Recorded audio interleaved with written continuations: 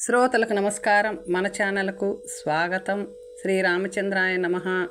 శ్రీ కళాభాను విజయం 4వ భాగం. రచన పంచరత్నం సుబ్బరామప్ప గారు, ఇనగలూరు గ్రామం. హా పరమేశ్వర, నా గతి తుదకి పాడు దేవాలయంలో అఘోరించవలసిందేనా అని దేవాలయ గర్భగుడిలో నుండి ఒక శబ్దం విననయ్యే. అది విని బ్రాహ్మణులు ఉలిక్కిపడి లేచి, శర్మగారు, ఇందేదియో భూతమో పిశాచమో యునికి కల్పించుకొని ఉన్నది. ఇది పాడు దేవాలయము. నేను మాత్రము ఇందుండను. చలి అయినను మానే, మృగములు చంపినను సరియే, బయట కరిగి అందెందైన బండలపై ఈ రాత్రి గడిపి ఉదయముననే మా ఊరుకు నేను పోయేదును. హా, మా శ్రీపాదుడు నాకెంత బాధ కలిగిచేసే ననియో. అవునండి, నాకును భయం అవుతున్నది. ఇందు మీరన్నట్లు భూతమే ఉండవలయు. మీ యోచన బాగుగానే ఉన్నది. బయటకు పోవదమని లేచి శర్మ నిలబడి మరలా లోపల నుండి, ఎవరయ్యా మీరు? బ్రాహ్మణులుగా నున్నారే, భూత ప్రేతములకింత భయపడువారా? మీరే మాత్రపు బ్రాహ్మణులో నాకు తెలియకున్నది.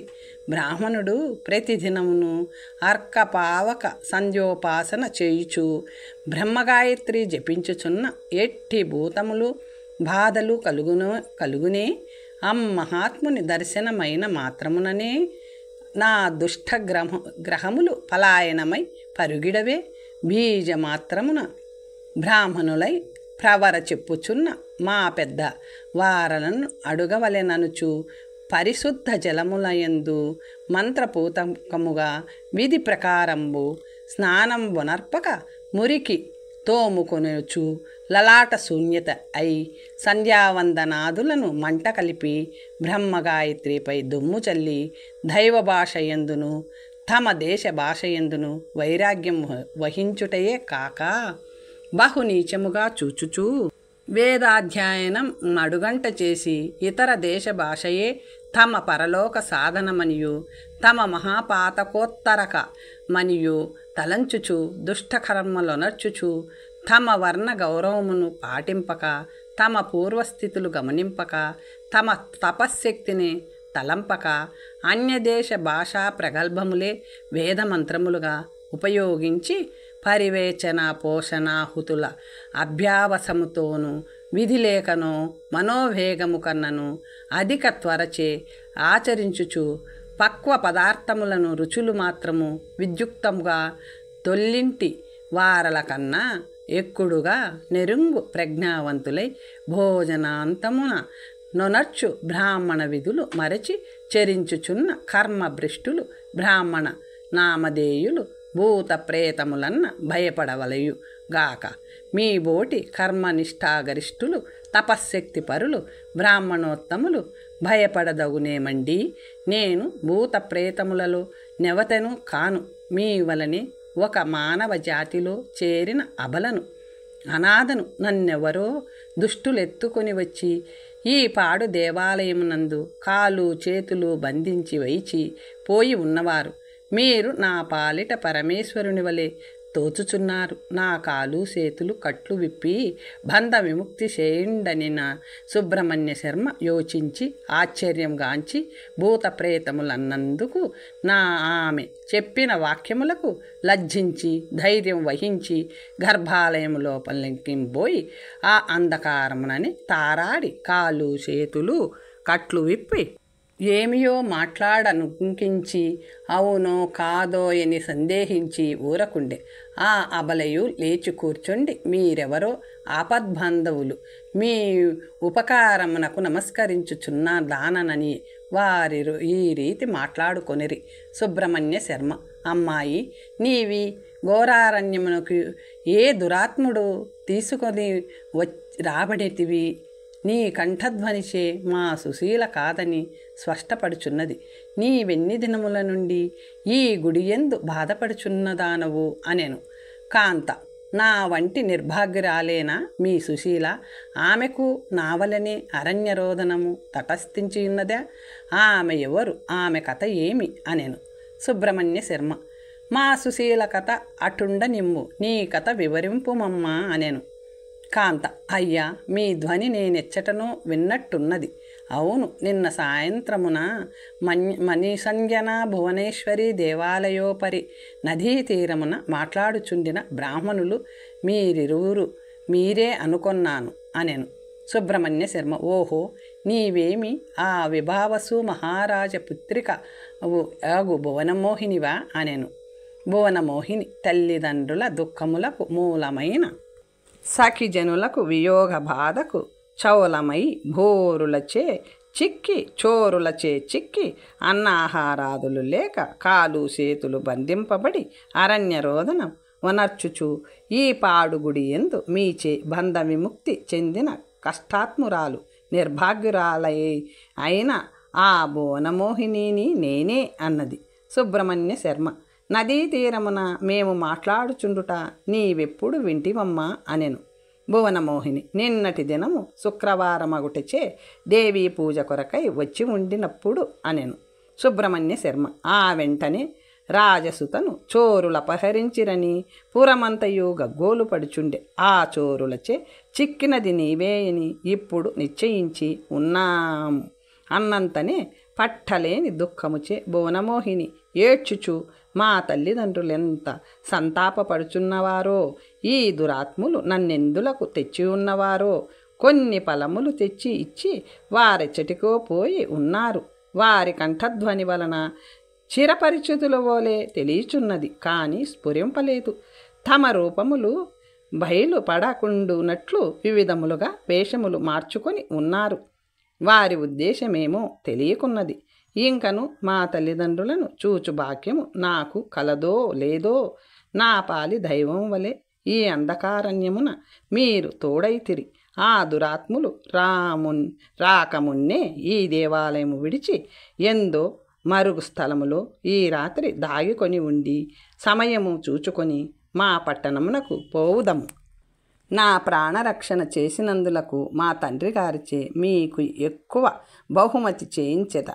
మహాత్ములారా, ఇంత మాత్రము పుణ్యము కట్టుకుండనియే. అంత సుబ్రహ్మణ్య శర్మ ఇట్లనియే. ఈ స్థానము విడిచి ఎచ్చటికి పోవుటకు ఆవలపడదు, వీలు పడదు. ఉదయము నుండి బహుశ్రమపడియు ఉన్నాము, అడుగిడలేము. ఇందే ఉందుము, వారు రాని చూచుతము. మేమిరువురము నీ ఒకతే ముగ్గురమున్నాము. నిశ్చింతగా పడుకొనుము. వారికేమి ఒత్తురెందరో వారింకేమి ఒత్తురో పరుండి నిద్రించి ఇందురు.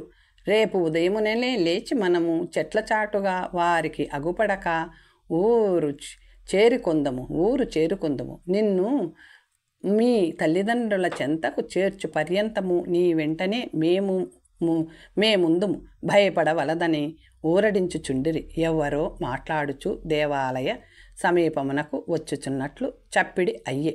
అదే వారు వచ్చుచున్నారని భువనమోహిని చెప్పి భయపడుచూ లేచి బ్రాహ్మణుల మరుగున నిలువబడియే. బ్రాహ్మణులట్టే లేచి సన్న పంచెలకు చెంబులు బిగించి కృష్ణాజనపు చుట్టూ లొక చేత పట్టుకొని రంగమంటపము ద్వారమునకు చేరి ఉరక ప్రక్క నిలబడిరి. వారు అరుదించి ధ్వజస్తంభ వేదికపై కూర్చుండి ఈ విధముగా మాట్లాడిరి. వీరుడు: శకుంత, మన మతి క్రూర కార్యమునొచ్చితిము చేయునప్పుడు ఏదియో ఉత్సాహము ప్రబలి ఉండెను. కానీ ఇప్పుడు ఆ విషయమన్న మనసు వెనుకంజ వేయుచున్నది. ఇందులకు నీవేమందువు అనెను. శకుంత: తండ్రి, ఏదో ఒక కార్యము నాకు ఉపక్రమించున్నప్పుడే కార్యాకార్యములు యుక్తాయుక్తములు యోచించి చేయవలయు. ఇప్పుడు యోచన లేక మేమును మించి కార్యమునర్చి ఉన్నాము. పట్టి విడుచుట పురుష లక్షణము కాదు. వచ్చిన అపకీర్తి వచ్చియే ఇండును, అనుభవింపక తప్పదు. అందులకు మరలా యోచించిన ఏమి లాభము?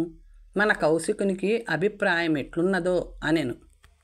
వీరుడు: కౌశిక, ఇందులకు నీ అభిప్రాయమేమి అనెను. కౌశికుడు: తండ్రి, మా అన్న అభిప్రాయమే నా అభిప్రాయము. కాగల కార్యములు కాక మానవు. ఆ అబల కర్మమట్లు క్రూర మరణము చెందునట్లు ఘటయోగము కలిగి ఉన్నది. అందువలననే మనకిట్టి బుద్ధి కలిగి ఉన్నది. తెచ్చియున్నాము. వెనుదీయక రేపుదయముననే మన కార్యమును ముగించుకొని వెళ్ళవలసినదే. సిరి వచ్చెదనన్న వలదను నిర్భాగ్యుడు కలడే. సార్థకమగు వీరనామధేయముచే అలంకారముందుచున్న మీరే ఈ విషయమున వెనుకంజవేయ నేనేమి విన్నవించగలవాడా అనెను. వీరుడు చేతులార ఒక అబలను సంహరింపవలెనన్న మనసొప్పక యున్నది. ఈ కార్యము మీరే వనర్చిరండు. ఆవల జరుగు కార్యములు యోచించ అగును. శకుంత: నేను మాత్రం అట్టి క్రూర కార్యమొనర్చుటకు భైరవుడునా? నా వలన కాదు, మన కౌశికుడే ఆ పని వనర్పవలయు. కౌశికుడు: తండ్రి, ప్రయత్నించితిమి, చేయక తీరదు. చేసినను చేయుటకు సమ్మతించినను చేసిన ఫలమున ఏమాత్రము లోపముండదు. అందులకు సందేహమేలా? మీకిష్టము లేకున్నా నేను సర్వసిద్ధుడనై ఉన్నవాడ. రేపుదయముననో ఇప్పుడేనో నే ఈ దేవాలయమునంది కార్యమునర్చద. మీరూరక చూచుచుండు అనెను. వీరుడు: కుమారులారా, మన చేతులారా ఈ క్రూర కార్యము వనర్చుట కిష్టము లేకున్నది. ఈ ఘోరారణ్యము విడిచి వెళ్ళిన నేవేని క్రూర మృగములు భక్షించును. మన మేలంతటి కార్యమొనర్పవలయు. మనం ఏల అంతటి కార్యమొనర్పవలయు అనెను. శకుంత: అరణ్యములో విడిచిన ఉపయోగం లేదు. ఎవరెరుంగనట్లొక జరతలోనో గుహలోనో ద్రుప్పి చెనుదెంచము. అన్నాహారము లేక అందే మరణము చెందును అనెను. వీరుడు: అవును శకుంత, ఇచ్చటికొక్క క్రోసు దూరమున సుప్తముఖి అను గుహ ఒకటి కలదు. అందు ద్రుబ్బి 2 ద్వారములకు బలమైన శిలలు అడ్డపెట్టి జనుజంతము. ఆవల నీవు చెప్పినట్లగును అనెను. శకుంత: ఆ గుహ మీరెందులకు చూచి ఉంటిరి? మీకెట్లు తెలియను అనెను. వీరుడు: ఆయన వెంట నొక తూరి వేట కొరకై వచ్చి ఉంటిని. నన్నొక్క వనగజము తరుముకొనియే నా సాహసమంతయు పరిచినను ప్రయోజనం లేకపోయే. పరువెత్తి తిని నా వెంట తరుముకొనియే. నాకు దిక్కు తోచక ఇష్టం వచ్చినట్లంతయును పోయితి. పెద్ద గుండులో నొక సరవ ఎగుపడియే. అదియే గుహ ముఖము. లోపల ప్రవేశించితి. గజము నా వెంట దూరి రాతి సందులో నెరికి కొనియే. నేను లోపల నటు నిటు పరిగెత్తి తిని ఆవల 10 గజముల దూరములో ఉత్తర దిశగా ఒక ద్వారమున్నట్టు తోచె.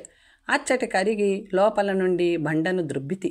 మార్గమగుపడియే. బయటికి వచ్చి ముఖద్వారము చెంత కరుదెంచితి. ఆ ఏనుగు రాతి సందులో చిక్కి తణుకులాడుచుండె. నా చేనున్న శూలముచే వెనుక నుండియు మర్మస్థానములందు పొడిచి చంపి చెనుదెంచితి. అందుచే నాకా గుహ సంగతి తెలియను. దానిలో ఈ అబలను ద్రొబ్బి వచ్చితి మేని ఎవ్వరూ తెలుసుకొనలేరు. అన్నాహారములు లేక అట్లే మరణము చెందును. తడువు చేయక ఆ పని ఒనర్తుము. లెండు, రేపుదయమునన్ దా కార్యమునర్చుట అసాధ్యమగును. ఇప్పుడే ఆ కార్యమునకు ఉపక్రమింతము. కౌశిక, నీవును శకుంతడును గర్భగుడిలో నుండు ఆ కాంతనెత్తుకొని రండన్న వారు లేచి దేవాలయంలోకి ప్రవేశించుటకు ఉపక్రమించిరి. వీరి మాటల బ్రాహ్మణులు ఆద్యంతము విన్నవారగుటచే వారిని లోపల ప్రవేశింపనీయకూడదని బ్రాహ్మణులయ్యును తెంపుబూని ద్వారమునకు చెరియొక ప్రక్కన దట్టించి నిలుబడి ఉండిరి. చోరులు లోపల ప్రవేశించుటకు ఉపక్రమింపగా ఎవ్వరూ లోపల రాకూడదని గర్జించిరి. ఆ ధ్వని విని వీరిరువురు ఉలిక్కిపడి తొలుత వెనుకంజ వేసి మరలా నిధానించి పదమని తమలో తాము పురిగొల్పుకొని పెద్దవాడైన వీరుని సహాయంతో లోపల నుగ్గపోయిరి. వారిన్గాంచి, దురాత్ములారా, మీ వృత్తాంతమంతయు మీ మాటల వలన తెలుసుకున్నాము. మేము బ్రాహ్మణులము. మా దేహంలో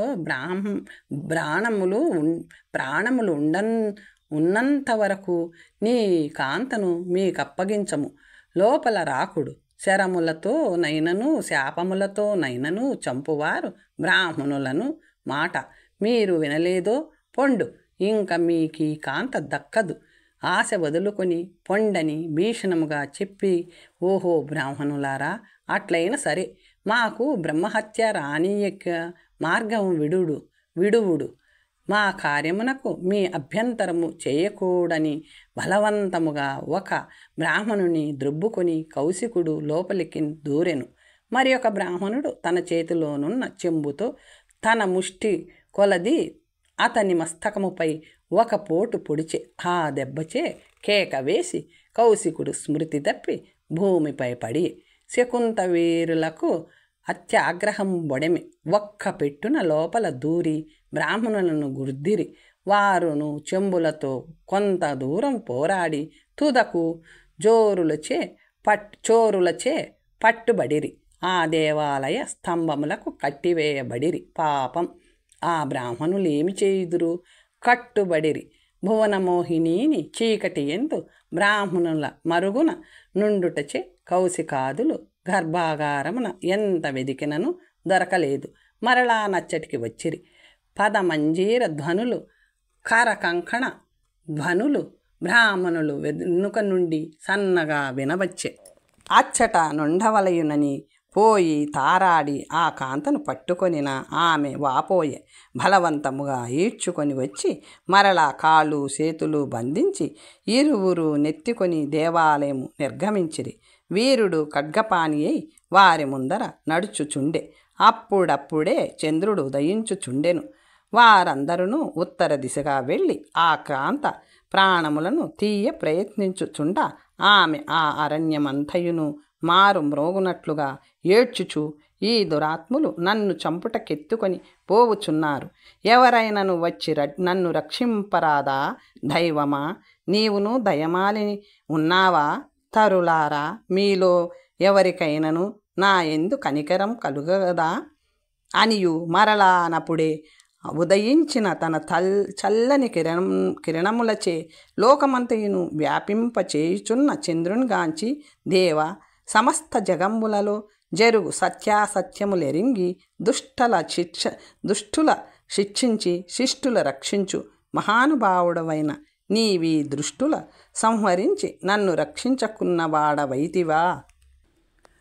చంద్రవంశోత్తమ మహాత్మా సర్వరక్ష మునివరాశ్రమవర్ధన మోహబింబ, ఓ కళాభాను, నీ కళాయుధముతోడ ధృంపవే వీరిన్ నన్ను రక్షింపరావే అనియు బిగ్గరగా నర్చుచుండె. అంత చంద్రోదయమై ఉండినను దట్టమైన వృక్షముల నీడ నుండియు మేఘ గర్జనం బోలు ఒక సింహనాదముతో భయపడవలదను ధ్వని విననయ్యే.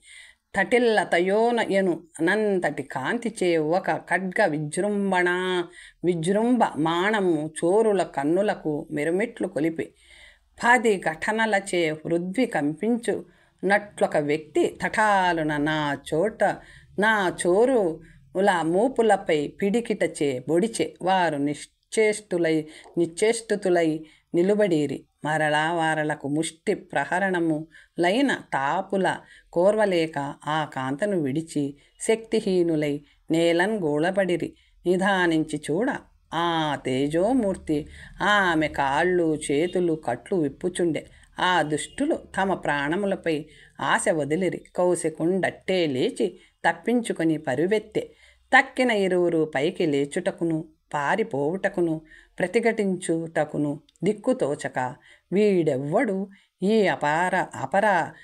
అపర రాత్రివేళ ఇందెందులకు జనిదెంచా, ఈతని ప్రభావరాశి అఖండంబుగా నున్నదేయని అనుకొనుచు వెలవెలబోవుచున్న నా ఇరువురిన్ బట్టుకొని ఆ నూతన పురుషుడు తరుమూలంబులకు బంధించి గడగడ వడుకుచు దుఃఖించుచున్న ఆ అబలను ఊరడించి, తరుణి, నీ కష్టములు గట్టెక్కినవి, దుఃఖింపకుమని చేతిని పట్టుకొని వీపుపై తట్టి తల నిమిరె. అది విపస్సమయం అయినను ఆ కాంతకు పరపురుష కరస్పర్శ సమ్మతి లేకుండియు విధి లేనందున ఊరక ఆ కాంతని ముఖము చూచుచూ మహాత్మా, ఈ ఆపత్కాలమున నన్ను రక్షించితివి. నీవే నాకు ఆపద్బాంధవుడు. భగవంతుడి రూపమున చెనుదెంచి నన్ను రక్షించి ఉన్నవాడు. ఆ పాడు దేవాలయమునందిద్దరు బ్రాహ్మణులు నా నిమిత్తమై వీరిచే దెబ్బలు తిని బాధ చెంది స్తంభములకు బంధింపబడి ఉన్నవారు.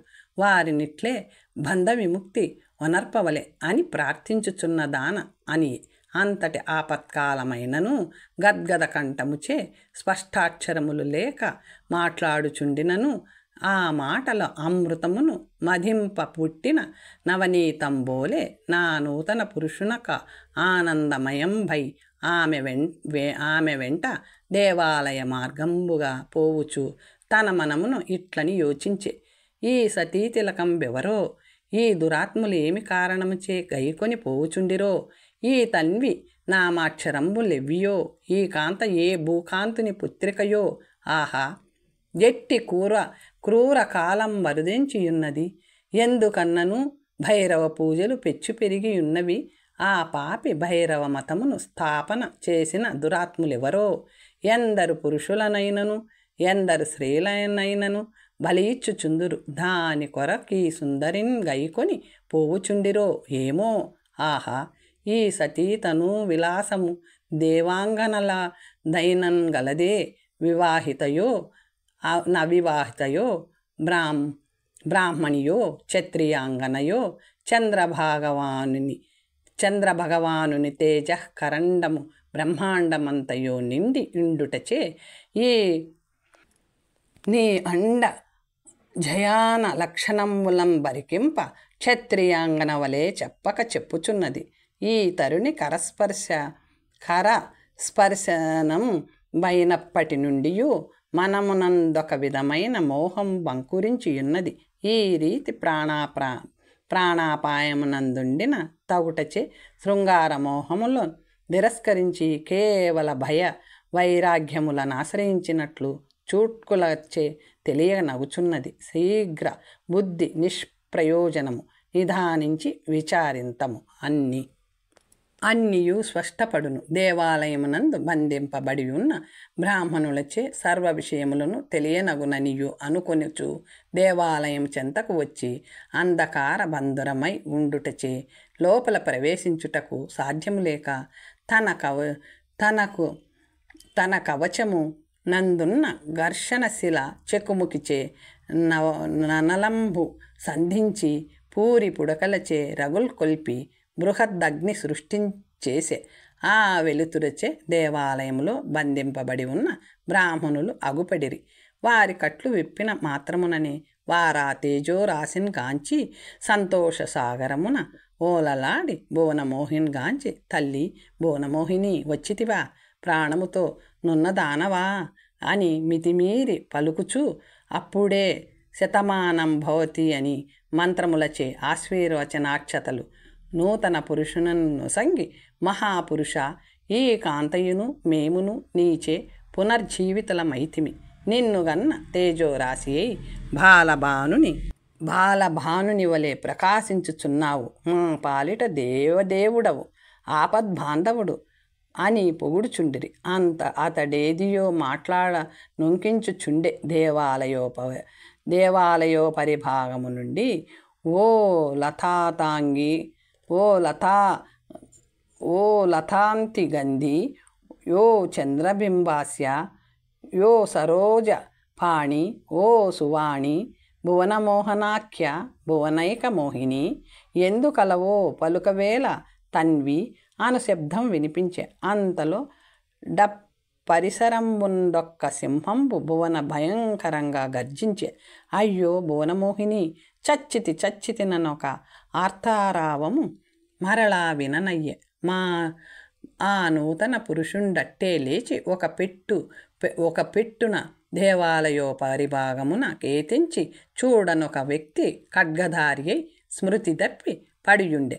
దానిని గాంచి మెల్లన తట్టి లేవనెత్తి సేద చేర్చి, ఓ పురుష పుంగవ, భయపడకుము, లెమ్మని అతనికి స్మృతి కలిగి వచ్చితివా? భువనమోహిని, నీ విందే ఉన్నావా?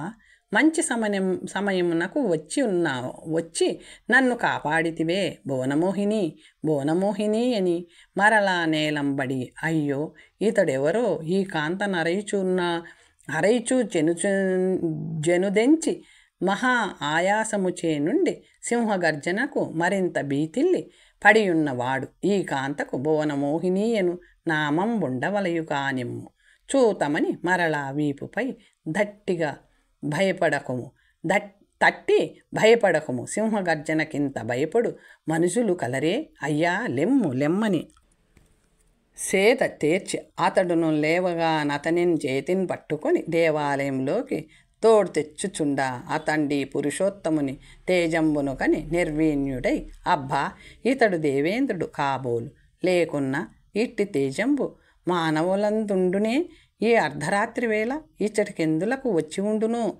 ఈతనిని బలకరించుటకే గళం వెరకక యున్నదే అనుకొనుచు అతని వెంటన్ బోవుచుండే దేవాలయంలోన ప్రవేశించిరి చేయి విడిచి అమ్మహాపురుషుడొక్క చోట కూర్చుండే ఆ వ్యక్తి ఎందున్న బ్రాహ్మణులను లోకమోహనాంగియగు నా సుందరిని గాంచి అవునా కాదాయని అట్టే నిధానించి చూచి మరలా బ్రాహ్మణులపై దృష్టి సారించి ఆ పురుష పుంగవుడు గని ఆ కాంత పరికించి దృఢ నిశ్చయుడై ఆహా బోనమోహిని నీ పుణ్యవశమున నిన్ను కంటిని నా పుణ్యవశమున నిన్ను కంటిని నిన్నటి నుండి అన్న ఆహారములు వదిలి అడవులంబడి వెదకి వేసారి తుదకిచ్చటికి చెనుదెంచితి సింహగర్జనకు బెంగపడి స్మృతి తప్పి మహామహునిచే ఊరడి చెంది వచ్చిన నా ఆయాసమంతయును ఫలించే తరుణి నిన్ను పరిణయంభై రాజ్యాభిషేకమును పొంది రాజునై చంద్రకాంత శిలాసౌధమున అంశతూలికపై ఆసంగ సామ్రాజ్యం అనుభవించుటెన్నడోయని ఉవ్విళ్ళూరుచున్న నన్ను మోసగించి ఎవరో దురాత్ములు నిన్ను అపహరించుటచే నీ వరణ్యమున ఇడుమలు పడుచుండా నేను మందిరమున కుడిచి కూర్చుండి సుఖములు అనుభవించుచుందునే నీ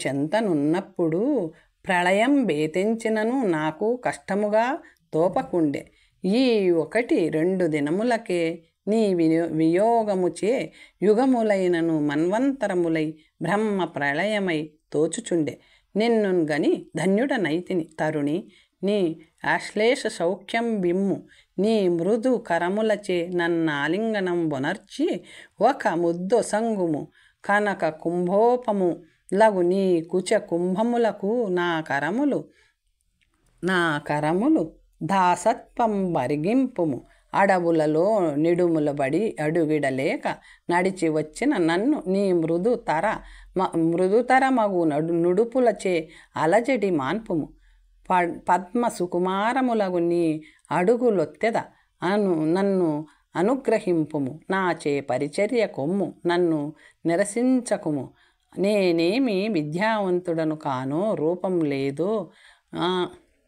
నా చెంత యవ్వనము కరవో నన్నేల తృణీకరించదవు సరసకు చేర్పుమా నీ ఇష్టమేమి పలుకవేలా అని మోహనోన్మాదమున మయమరిచి మా మహాపురుష సమచ్చంబని గమనింపక తన మూర్ఖత్వము బయలుపడ పలుకసాగే మహాపురుషుడు ఆశ్చర్యముందే బ్రాహ్మణులు నిర్వీర్ణులైరి బోనమోహిని కామానుషంబై శోకరోషములు ద్విగుణీకరించే క్రూరుని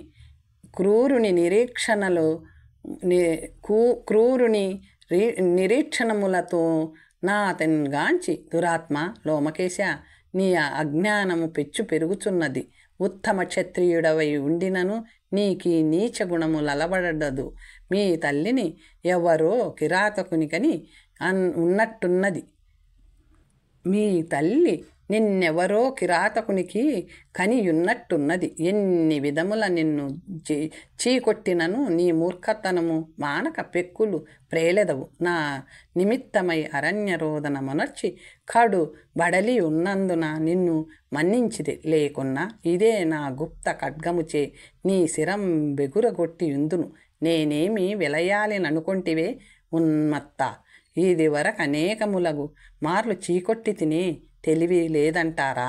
ఇక బ్రేలిన నీ నాలుక కోసి వేచెదను నే కరాళించి మహిషాసుర మర్దిని వలె విజృంభించుచున్న నమ్మహాపురుషుడడ్డము వచ్చి, అయ్యా నీవెవరో కేవల ప్రాకృత పురుషుని వలె అగుపడేదవు, పండితుడవు కావు, ప్రపంచ జ్ఞానం మెరుంగవు. ఈ అరణ్యమునంది విపస్సమయంలో బ్రాహ్మణుల ఎదుట మోహోన్మాదమున ఇట్టి మాటలు పలికిన నీ వెట్టి ఆర్యుండవో తెలియకున్నది. కూర్చుండుము, బడలియున్న వాడవు, మనస్సును స్వాధీనం బంధించుకొనక ఇంద్రియానంతవ్యుడవైన మానవుండు తప్పక చెడును ధారణ శక్తి గలవాడు కమ్ము.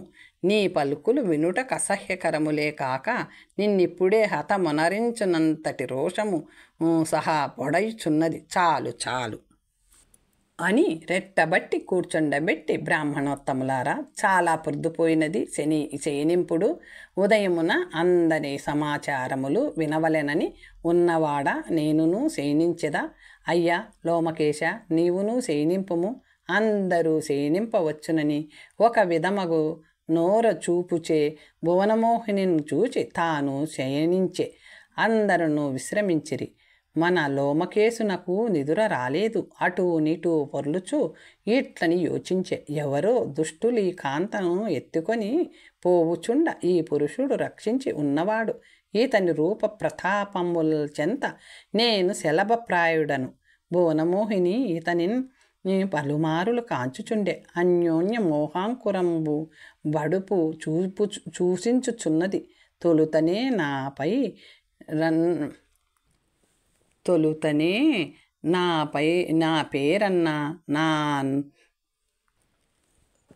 నా పేరన్నా నోకరించుచుండే.